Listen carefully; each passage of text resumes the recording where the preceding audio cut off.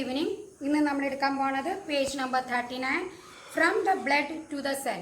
Blood എങ്ങനെയാണ് സെല്ലിലേക്ക് എത്തണേ എന്നുള്ള ഭാഗമാണ് നമ്മൾ ഇവിടെ എടുക്കാൻ പോകുന്നത്. ഇവിടെ നമുക്ക് ബ്ലഡ് ഉണ്ട്, ആർട്ടറീസ് ഉണ്ട്, കാപ്പിലറീസ് ഉണ്ട്, വെയിൻ ഉണ്ട്. ഇതിനെ പറ്റിയിട്ട് നമ്മൾ പ്രീവിയസ് ദിവസം പഠിച്ചിട്ടുണ്ടായിരുന്നു എന്താണ് എങ്ങനെയാണ് ഇതിൻ്റെ സഞ്ചാരം എന്ന്.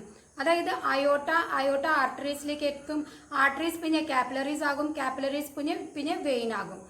ആർട്ടറീസ് എന്ന് പറയുന്നത് പ്യുവർ ബ്ലഡ് കൊണ്ടുവരുന്നതും വെയിൻസ് എന്ന് പറയുന്നത് ഇംപ്യുവർ ബ്ലഡ് കൊണ്ടുപോകുന്നതുമാണ് ആർട്ടറീസും വെയിൻസും തമ്മിൽ വ്യത്യാസം. ആർട്ടറീസ് എപ്പോഴും റെഡ് കളറിൽ കാണിക്കപ്പെടും, വെയിൻസ് എപ്പോഴും ബ്ലൂ കളറിലാണ്. കാരണം ആർട്ടറീസിൽ പ്യുവർ ബ്ലഡ് ഓക്സിജനേറ്റഡ് ബ്ലഡാണ് ഉണ്ടാകുക, വെയിൻസിൽ ഡിയോക്സൈഡ് ബ്ലഡാണ് ഉണ്ടാകുക. കാരണം അവിടെ ഓക്സിജൻ കഴിഞ്ഞു കാർബൺ ഡൈ ഓക്സൈഡ് നിറഞ്ഞിട്ടാണ് അത് തിരിച്ച് ഹേർട്ടിലേക്ക് പോണത്. അപ്പോൾ ഇത് രണ്ടിൻ്റെ ഇടയിൽ ഇവർ ജോയിൻ ചെയ്യുന്നതാണ് കാപ്പിലറീസ് എന്ന് പറയുന്നത്.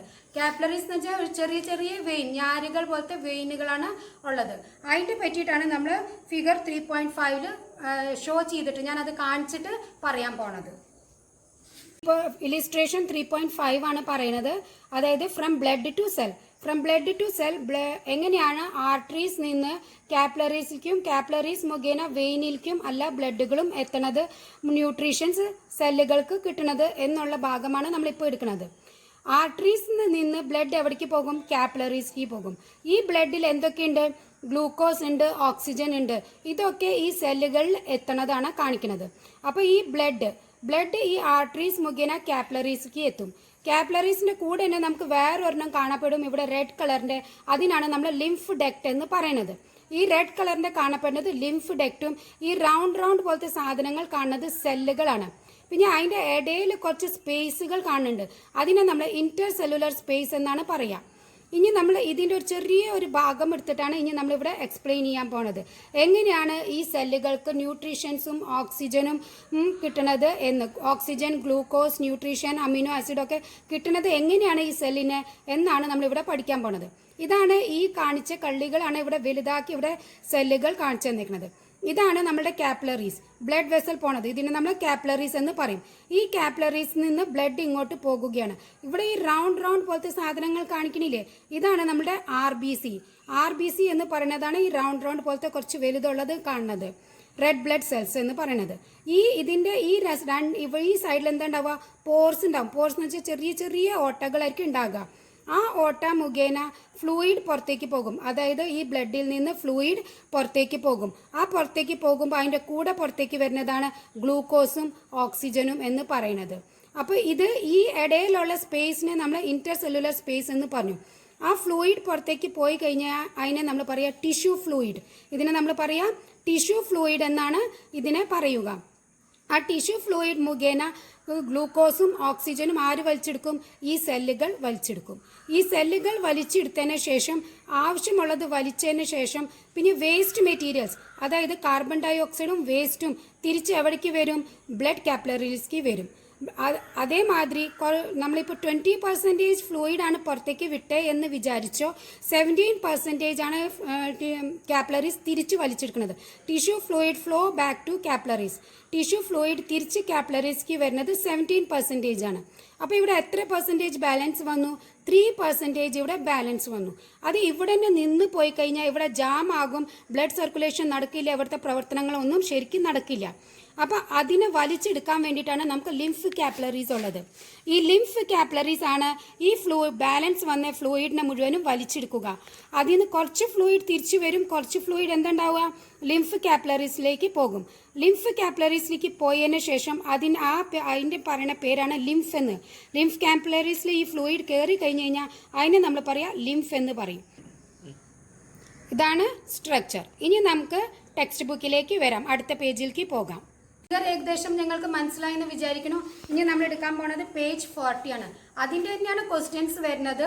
അപ്പോൾ പേജ് 40 നിങ്ങൾക്ക് ആദ്യത്തെ ക്വസ്റ്റ്യൻ വരിക, how is tissue fluid form? എങ്ങനെയാണ് ടിഷ്യൂ ഫ്ലൂയിഡ് ഉണ്ടാവുന്നത്? What is its peculiarity? അതിൻ്റെ പ്രത്യേകതകൾ എന്താണ്? How is tissue fluid form? What is its peculiarity? ഒന്നെങ്കിൽ ഇങ്ങനെ ചോദിക്കും, അല്ലെങ്കിൽ നിങ്ങൾ ഇൻഡിക്കേറ്ററിൽ പറഞ്ഞ first question mention of formation of tissue fluid. എങ്ങനെയാണ് ടിഷ്യൂ ഫ്ലൂയിഡ് ഉണ്ടാവുന്നത്? ഇത് രണ്ടും സെയിം ക്വസ്റ്റ്യൻ ആണ്. അതിൻ്റെ ആൻസറാണ് ഇപ്പോൾ പറയാൻ പോണത്. When blood flows through capillaries, the fluid part of blood owes into intercellular space through minute pores of the capillary wall.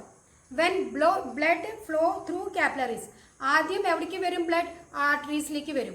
Arteries മുഖേന എവിടേക്ക് വരും? കാപ്പിലറീസിലേക്ക് വരും. കാപ്പിലറീസിൽ എന്തുട്ടാ ഉള്ളത്? ചെറിയ ചെറിയ പോർസ് ഉണ്ടെന്ന്. അതായത് നമുക്ക് സ്കിൻ, നമ്മൾ കൈ മുന്നോട്ട് വെക്കുമ്പോൾ നമ്മുടെ സ്കിന്നിൽ ചെറിയ ചെറിയ പോർസ് ഉണ്ട്. അത് നമുക്ക് കണ്ണുകൊണ്ട് ശരിക്കും നോക്കിയാൽ കാണില്ല. നമ്മൾ നല്ലോണം വേർക്കുമ്പോൾ ആ പോറിൽ നിന്നാണ് വേർപ്പുകൾ പുറത്തേക്ക് വരുന്നത്. അതേമാതിരിയുള്ള പോർസാണ് കാപ്പിലറീസിലും കാണപ്പെടുക. ഒരു കുഞ്ഞിയ പോർസാണ് കാണപ്പെടുക.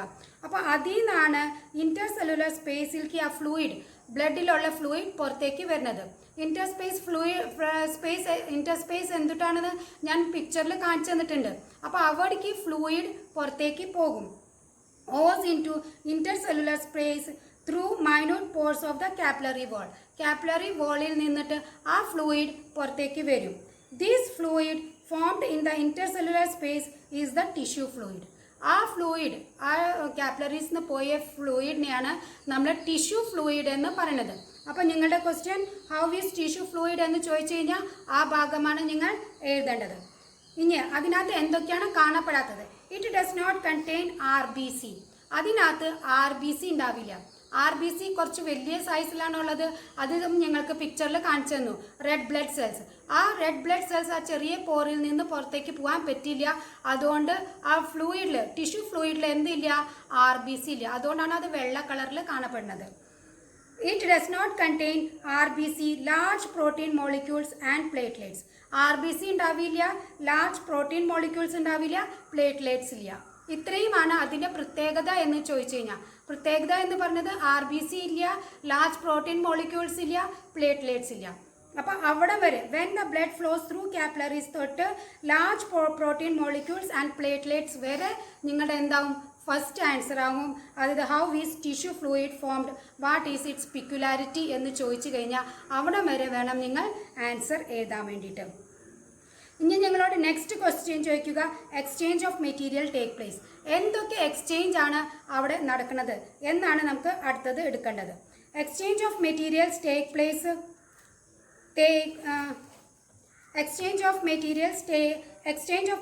take place between the tissue fluid and cells. Question ആണ് അത് കേട്ടോ. അത് നിങ്ങളുടെ ഇൻഡിക്കേറ്ററിലും ചോദിച്ചിട്ടുണ്ട്. Exchange of material between cells and tissue fluid എന്ന് ഇൻഡിക്കേറ്ററിലും ചോദിച്ചിട്ടുണ്ട്, ഇവിടെയും പറഞ്ഞിട്ടുണ്ട്. Exchange of material take place between the tissue fluid and cells. ആ സെല്ലുകളുടെയും ടിഷ്യൂ ഫ്ലൂയിഡിൻ്റെ ഇടയിൽ എന്താണ് നടക്കുന്നത്? എക്സ്ചേഞ്ച് ഓഫ് മെറ്റീരിയൽസ് ആണ് നടക്കുന്നത്. എന്തൊക്കെ എക്സ്ചേഞ്ച് ഓഫ് മെറ്റീരിയൽസ് ആണ് അവിടെ നടക്കുന്നത്? അത് നിങ്ങൾക്ക് പിക്ചറിലാണ് കാണിച്ചു തന്നേക്കുന്നത്, അല്ലാണ്ട് ഇവിടെ സെൻറ്റൻസ് ആയിട്ട് തന്നിട്ടില്ല. അപ്പോൾ നിങ്ങൾ അത് എഴുതിയെടുക്കണം. ആദ്യത്തേത് നടക്കുന്നത് nutrition and oxygen enter the cell from the tissue fluid. Nutrition and oxygen enter the cell from the tissue fluid. അത് നിങ്ങളുടെ പിക്ചറിലാണ് കാണിച്ചു തന്നിരിക്കുന്നത്. ന്യൂട്രീഷനും ഓക്സിജനും എവിടേക്ക് എൻറ്റർ ആവണു? ടിഷ്യൂ ഫ്ലൂയിഡിലേക്ക് എൻറ്റർ ആകണു. ടിഷ്യൂ ഫ്ലൂയിഡിലേക്ക് എൻറ്റർ ആയിട്ട് പിന്നെ എവിടേക്ക് പോകണു? സെല്ലിലേക്ക് പോകണു. അപ്പോൾ നിങ്ങളുടെ ആദ്യത്തെ എക്സ്ചേഞ്ച് ഓഫ് മെറ്റീരിയൽസ് എന്ന് ചോദിച്ചതിൻ്റെ ആദ്യത്തെ പോയിൻ്റാണ് nutrition and oxygen enter the cell from the tissue fluid. രണ്ടാമത്തെ പോയിന്റ്, രണ്ടാമത്തെ എന്താ നമ്മൾ കണ്ടത്? വേസ്റ്റ് മെറ്റീരിയലും ഓക്സിജനും തിരിച്ച് കാപ്പിലറീസ്ക്ക് വരുന്നു. ഓക്സിജനും വേസ്റ്റ് മെറ്റീരിയൽ കാർബൺ ഡൈ ഓക്സൈഡും വേസ്റ്റ് മെറ്റീരിയലും തിരിച്ച് കാപ്പിലറീസ്ക്ക് വരുന്നു. അത് നിങ്ങളുടെ രണ്ടാമത്തെ എക്സ്ചേഞ്ച് ഓഫ് മെറ്റീരിയൽ എന്ന് പറയുന്നതാണ്. അപ്പോൾ അതെങ്ങനെയാണ് എഴുതുക? Carbon dioxide and other waste present in the cell enter the tissue fluid from the cell എന്നിട്ട് ഫുൾ സ്റ്റോപ്പ് വെച്ചിട്ട് from the tissue fluid it flows back to capillaries. ആദ്യം എന്തുണ്ടാവുക? സെല്ലിൽ നിന്ന് കാർബൺ ഡൈ ഓക്സൈഡും വേസ്റ്റും എവിടേക്ക് വരും? ടിഷ്യൂവിലേക്ക് വരും. പിന്നെ ടിഷ്യൂവിൽ നിന്ന് തിരിച്ച് എവിടേക്ക് വരും? കാപ്പിലറീസ്ക്ക് വരും. അതാണ് നിങ്ങളുടെ exchange of materials. Exchange of മെറ്റീരിയൽസിൻ്റെ ക്വസ്റ്റ്യൻ വന്നു കഴിഞ്ഞാൽ നിങ്ങൾ ആ രണ്ട് പോയിന്റുകൾ എഴുതി വെക്കുക. ഒന്ന് ന്യൂട്രീഷനും ഓക്സിജനും വലിച്ചെടുക്കുന്നത്, തിരിച്ച് കാർബൺ ഡൈ ഓക്സൈഡും പിന്നെ വേസ്റ്റ് മെറ്റീരിയൽസും കാപ്പിലറീസ് തിരിച്ച് വലിച്ചെടുക്കുന്നത്. എങ്ങനെ എഴുതണ്ടേന്ന് മനസ്സിലായിട്ടുണ്ടാവുമെന്ന് വിചാരിക്കുന്നു. ഡൗട്ട് ഉണ്ടെങ്കിൽ നിങ്ങൾ എന്നോട് ചോദിക്കാം. അപ്പോൾ നിങ്ങളുടെ ആ ഭാഗം അവിടെ കഴിഞ്ഞു. ഇനി നെക്സ്റ്റ് പറഞ്ഞിരിക്കുന്നത് tissue fluid is absorbed into the blood and lymph capillaries. ഈ ടിഷ്യൂ ഫ്ലൂയിഡ് അത് നമ്മൾ പറഞ്ഞു, ടിഷ്യൂ ഫ്ലൂയിഡ് ആരാണ് വലിച്ചെടുക്കുന്നത്? തിരിച്ച് കാപ്പിലറീസ് വലിച്ചെടുക്കും, പിന്നെ ലിംഫും ഒക്കെ വലിച്ചെടുക്കും.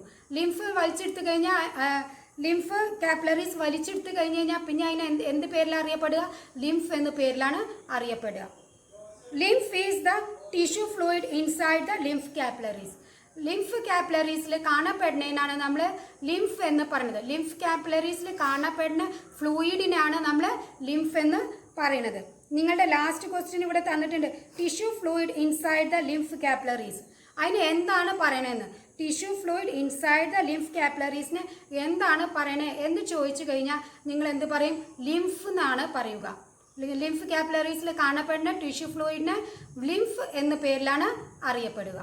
അത്രയും. പിന്നെ ഒരു ക്വസ്റ്റ്യനും ഉണ്ട്, method of maintaining the level of tissue fluid in the intercellular space. ഏത് മെത്തേഡിലാണ് നമ്മൾ ഇന്റർസെല്ലുലർ സ്പേസിൽ ഉണ്ടാവുന്ന ഫ്ലൂയിഡിനെ മെയിൻറ്റെയിൻ ചെയ്യുന്നത്? അത് നോട്ട് ചെയ്യാട്ടോ.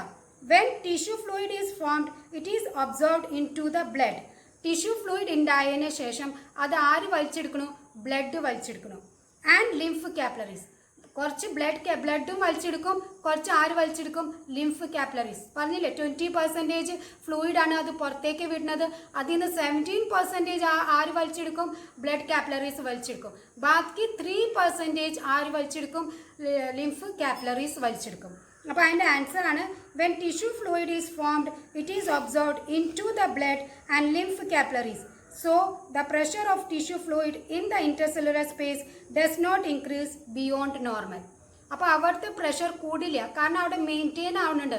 17% കാപ്പിലറീസ് വലിച്ചെടുക്കുകയാണെങ്കിൽ ബാക്കി 3% ലിംഫ് കാപ്പിലറീസ് വലിച്ചെടുക്കുന്നുണ്ട്. അപ്പോൾ അവിടെ എക്സസ് പ്രഷർ ഉണ്ടാവില്ല, നോർമൽ പ്രഷർ ഉണ്ടാവുള്ളൂ. അല്ലെങ്കിൽ അവിടെ ഫ്ലൂയിഡ് കൂടിയിട്ട് അവിടെ പ്രഷർ ഉണ്ടായിട്ട് അവിടെ എന്തുണ്ടാവുക? കാപ്പിലറീസിനൊക്കെ ക്ഷതം വരും. അപ്പോൾ ഇപ്പോൾ ക്ലിയർ ആയില്ല എങ്ങനെ എഴുതേണ്ടതെന്ന്?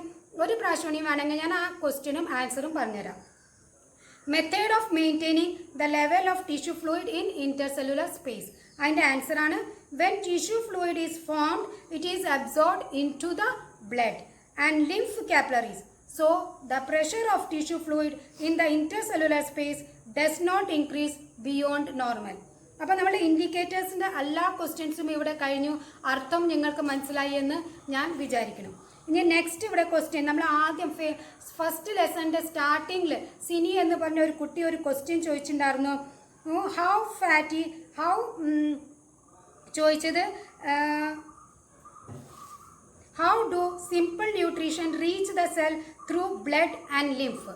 നമ്മൾ ലെസണിൻ്റെ ഏറ്റവും സ്റ്റാർട്ടിങ്ങിൽ സിനി എന്ന് പറഞ്ഞ ഒരു പെൺകുട്ടി അവിടെ ചോദ്യങ്ങൾ ചോദിക്കുന്നത് കണ്ടിട്ടുണ്ടായിരുന്നു. അതിനകത്ത് ചോദിച്ചത് how do simple nutrition reach the cell through blood and lymph. എങ്ങനെയാണ് സിമ്പിൾ ന്യൂട്രീഷൻ സെല്ലുകളിൽ എത്തുന്നത് ബ്ലഡും ലിംഫും മുഖേന? ആ ഒരു ചോദ്യം നിങ്ങളോട് ചോദിച്ചു കഴിഞ്ഞാൽ, എക്സാമിൽ ചോദിച്ചു കഴിഞ്ഞാൽ നിങ്ങൾ ആ ഫസ്റ്റ് പാരഗ്രാഫ് മുഴുവനും എഴുതി വയ്ക്കാം. ഫസ്റ്റ് പാരഗ്രാഫ് എന്ന് വെച്ചാൽ ഞാനിപ്പോൾ പറഞ്ഞ പാരഗ്രാഫ് മുഴുവനും എഴുതി വയ്ക്കാം. ഇനി നമ്മൾ പഠിക്കാൻ പോണത് how fatty acid and glycerol that are observed into simple lymph from the small intestine reach cell. Question ഒന്നുകൂടി ശ്രദ്ധിക്കുക. അതേ പേജിൽ പേജ് നമ്പർ 40 നിങ്ങൾക്ക് ഇൻഡിക്കേറ്ററിൻ്റെ താഴെ തന്നിട്ടുണ്ട്. How fatty acid and glycerol that are absorbed into the lymph from the small intestine reach cell. അതൊരു question കൂടിയാണ്. അപ്പോൾ ആ ക്വസ്റ്റ്യൻ്റെ ആൻസർ എഴുതുക എന്ന് പറഞ്ഞത് നിങ്ങൾക്ക് കാണിച്ചു തന്ന ചാർട്ടാണ് എഴുതേണ്ടത്. ആ ചാർട്ട് നിങ്ങൾ എഴുതുക. ആദ്യം നിങ്ങൾ എഴുതേണ്ടത് ആ ഫ്ലോ ചാർട്ട് നിങ്ങൾക്ക് തന്നിട്ടില്ലേ, അതാണ് നിങ്ങൾ എഴുതേണ്ടത്. ഫ്ലോ ചാർട്ട് മാതിരിയും എഴുതാം, അല്ലെങ്കിൽ നിങ്ങൾക്ക് സെൻറ്റൻസ് ആയിട്ട് എക്സ്പ്ലെയിൻ ചെയ്തിട്ട് വേണമെങ്കിൽ നിങ്ങൾക്ക് എഴുതാം. അപ്പോൾ ആദ്യം എഴുതേണ്ടത് സ്മോൾ ഇൻറ്റെസ്റ്റൈൻ, ചെറുകുടൽ. കാരണം ചെറുകുടലിൽ നിന്നാണല്ലോ ഇത് വലിച്ചെടുക്കുന്നത്. അപ്പോൾ സ്മോൾ ഇൻറ്റെസ്റ്റൈൻ ഇവിടെ തന്നിട്ടില്ല. സ്മോൾ ഇൻറ്റെസ്റ്റൈൻ ഞാൻ പറഞ്ഞു എന്നേ ഉള്ളൂ. സ്മോൾ ഇൻറ്റെസ്റ്റൈൻ അവിടെ നിന്ന് എന്ത് വലിച്ചെടുത്തു? ഫാറ്റി ആസിഡും ഗ്ലിസറോളും വലിച്ചെടുത്തു. സ്മോൾ ഇൻറ്റെസ്റ്റൈനിൽ നിന്ന് ഫാറ്റി ആസിഡും ഗ്ലിസറോളും വലിച്ചെടുത്തു. ആ വലിച്ചെടുത്തിട്ട് ലാക്റ്റിൽസ്ക്ക് എത്തി. ലാക്റ്റിൽസ് എന്ന് പറയുന്നത് ലിംഫാണ്. ആ ലിംഫിലേക്ക് എത്തി, ആ ഫ്ലൂയിഡിലേക്ക് എത്തി. ലിംഫ് എന്ന് പറഞ്ഞാൽ എന്താണ്? നമ്മൾ ഫ്ലൂയിഡ്, ലിംഫ് കാപ്പിലറി വലിച്ചെടുക്കുന്ന ഫ്ലൂയിഡാണ് ലിംഫ് എന്ന് പറയുന്നത്. ആ ലിംഫ് മുഖേന എവിടേക്ക് എത്തി? സ്മോൾ ലിംഫ് ഡക്റ്റിലേക്ക് എത്തി. സ്മോൾ ലിംഫ് ഡക്റ്റ് എവിടേക്ക് എത്തി? ലാർജ് ലിംഫ് ഡക്റ്റിലേക്ക് എത്തി. ലാർജ് ലിംഫ് ഡക്റ്റ് വേനക്കാവയിലെത്തി. വേനക്കാവ തിരിച്ച് ഹേർട്ടിലേക്ക് എത്തി. ഈ പ്രൊസീജിയേഴ്സിലാണ് നിങ്ങൾക്ക് പോണത്. അപ്പോൾ നിങ്ങളോട് ക്വസ്റ്റ്യൻ ചോദിക്കും, prepare a description on how fatty acid and ഗ്ലിസറോളിൻ that are absorbed into the lymph from the small intestine reach cells. ഇത് ചോദിച്ചു കഴിഞ്ഞാൽ ഈ ചാർട്ട് നിങ്ങൾ എഴുതി വെക്കാം. ഇതിൻ്റെ പറ്റിയിട്ട് കൂടുതൽ എക്സ്പ്ലനേഷൻ നമുക്ക് അടുത്ത ക്ലാസ്സിലെടുക്കാം. Bye, have a nice day.